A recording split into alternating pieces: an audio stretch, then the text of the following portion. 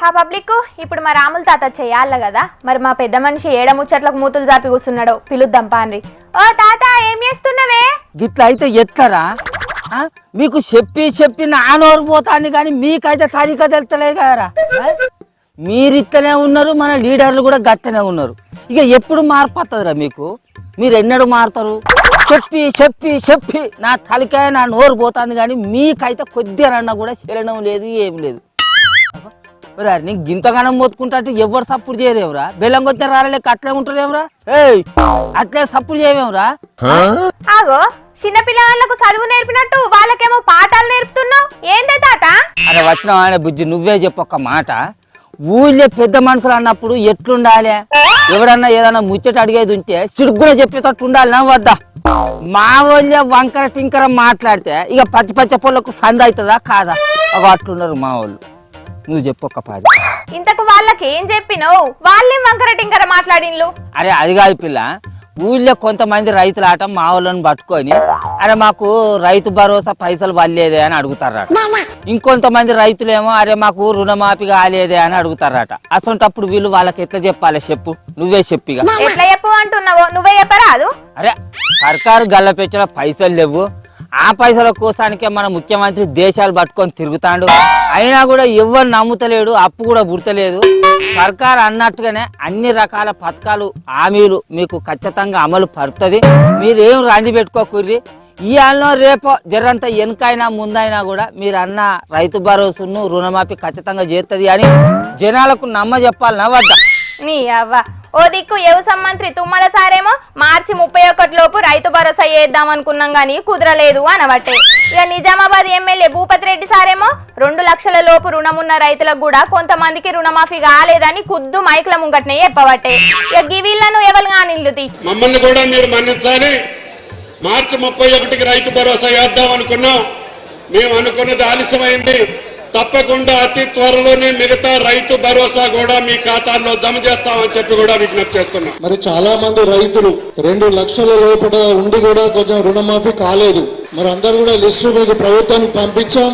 మేము కూడా ఇప్పుడు మీకు లిస్ట్ ఇస్తున్నాం. వీలైతే మరి వాళ్ళందరూ కూడా 2 లక్షల లోపల ఉన్న రైతులందరూ కూడా రుణమాఫీ చేయించే బాధ్యత మీరు తీసుకుంటారని చెప్పి కోరుకుంటూ గిత్త తలికా కొట్టుకొని సావనారా నేను? ఇక ఏం చేయాలరా నేను? మీ మీద నమ్మకంతో పార్టీ మీద భరోసాతో ఈ సంవత్సరం ఊళ్ళో సర్పంచ్ గా పోటీ చేసి గెలిచి మంచిగా గడ్డకు పడదాం అనుకున్నా కాదరా. ఇక మీరు గిట్ల అయితే మనోళ్ళు కూడా గట్ల అయితే మన పార్టీ ఏడ గడ్డకు పడుతుందిరా. ఇక తప్పుడు చేయలేమురా. చోట మోట లీడర్లు మీకేమైతుంది? మీరేం నారాజు కాకుండ్రి. మాకేంది అని అంటవేందే? పెద్ద లీడర్లది ఏమున్నదే? 10 మందిలు ఉన్నప్పుడు 10 రకాల మాటలు మాట్లాడతారు. అటెంక ఇంత పోయి మలుచుకొని పంటారు. కానీ జనాలల్లో 24 గంటలు ఆ జనాలతో ఉండేది మా సోట మోట లీడర్లే కాదే. ఓట్లప్పుడు ఇల్లు తిరిగి గదవలు పట్టుకొని అవ్వా మన పార్టీ గెలిచేది ఉంటే మీ ఇళ్ళల్లో ఆడపిల్లగాళ్ళకు పెళ్లి చేసేది ఉంటే తులం బంగారం ఇస్తుందని చెప్పింది కూడా మా సోట మోట లీడర్లే కాదే. మన కాంగ్రెస్ పార్టీకి అధికారం వచ్చేది ఉంటే ప్రతి రైతుకు ప్రతి ఎకరానికి 15,000 రూపాయల రైతు భరోసా వస్తుంది అని చెప్పింది కూడా మా సోటా మోటా లీడర్లే కాదు. మన చెయ్యి పార్టీకి అధికారం వచ్చేది ఉంటే ప్రతి రైతుకు 2 లక్షల రూపాయల రుణమాఫీ కూడా అవుతుంది అని నమ్మించింది కూడా మా సోటా మోటా లీడర్లే కాదు. మన రేవంత్ సారు గడ్డ మీద కూర్చునేది ఉంటే మన ముసలిలకు 4,000 రూపాయల పింఛన్ వస్తుందని నమ్మించింది కూడా మా సోటా మోటా లీడర్లే కాదు. ఇట్లా చెప్పుకుంటా పోతే రేవంత్ సారు ఓట్లకు ముంగట ఇచ్చిన 6 గ్యారంటీలు అధికారం వచ్చినాక 100 రోజులలోనే గ్యారంటీగా అమలు పడతారు అని చెప్పి మనిషి కాళ్ళు ఏళ్ళు మొక్కుకుంటా గదోలు పట్టుకొని వాళ్ళని నమ్మించి మన చెయ్యి గుర్తు మీద ఓట్లు గుద్దిచ్చింది కూడా మా సోటా మోటా లీడర్లే కాదు. ఇప్పుడు మా పెద్ద లీడర్లేమో అది కాలేదు ఇది కాలేదు అని జనాలకు చెప్తాంటే రేపు పొద్దుగాల అదే జనాలల్లో మా సోటా మోటా లీడర్లు తలలు ఎత్తుకొని నిలబడి తిరుగుతారే. చెప్పు, ఇక నువ్వే చెప్పు. అది నిజమే కావచ్చు గాని నువ్వు ఈ చోట మోట లీడర్లకు చెప్పే పాట లేదు, మీ పెద్ద లీడర్లకు చెప్తే మంచిగుండు కదా. ముందు కదా ఆలోచించు. నిజమేరా కోడి మీద అది 100కు 100% కరెక్ట్ గా చెప్పింది. ఈ పాఠాలు ఏదో మీకు కాకుండా మన లీడర్లకు చెప్పేది ఉంటే ఇంతంత ఏదో కొంత ఫాయిదా ఉండేటట్టున్నది కదా. మన వాళ్ళకి గిట్లా వంకర టింకర మాట్లాడితే ఇక పత్తి పొలకు సంత దొరకమంటే దొరకదా.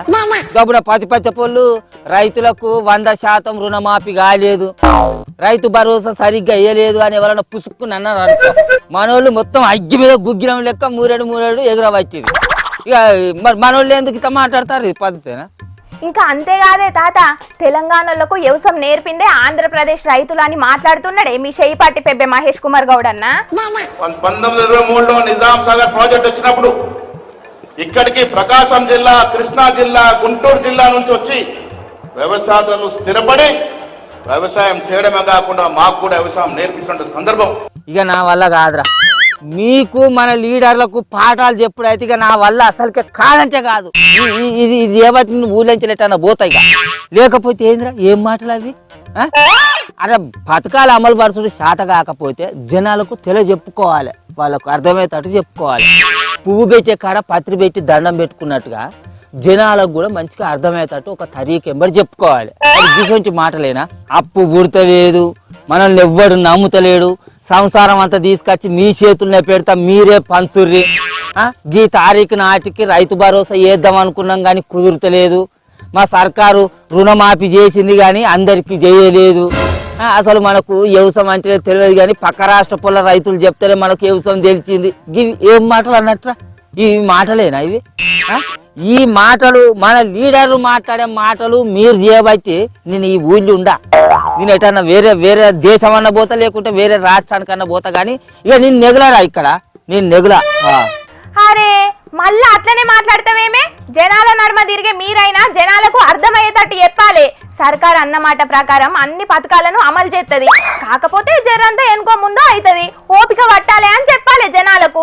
ఓ మేము ఇట్లా ఏడాదిని అర్థం కానుంచి జనాలకు తెలియజెప్పుకుంటా చదువుకుంటా వస్తనే ఉన్నమే తల్లి, కానీ మా లీడర్లు ఏమో గిట్ట మాట్లాడి ఆ ఉన్నదంతా జడగొడతాండి. ఇక మేము ఏం చేయాలి చెప్పరాదిగా.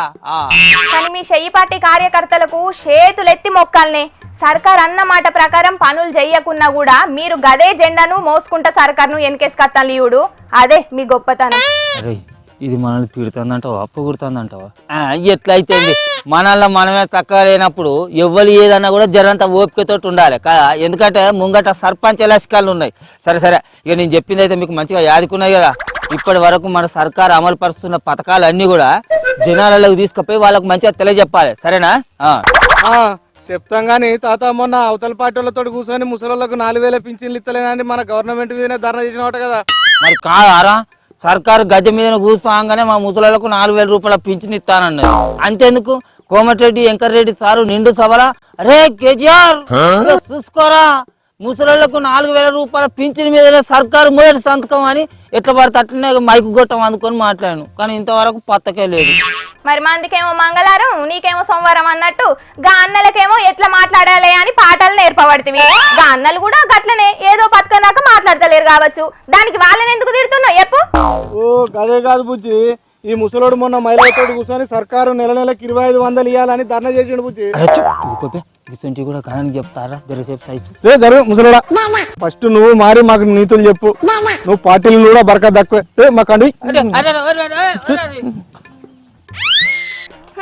అదుల్లా సంగతి. ప్రతిపక్ష పొల్లు మాట్లాడే మాటలు కూడా అధికార పార్టీలున్న మంత్రులు ఎమ్మెల్యేలే మాట్లాడే వరకు ఏం చేయాలనో అర్థం కాక తలకాయలు పట్టుకుంటున్నారట చెయ్యిపాటి కార్యకర్తలు.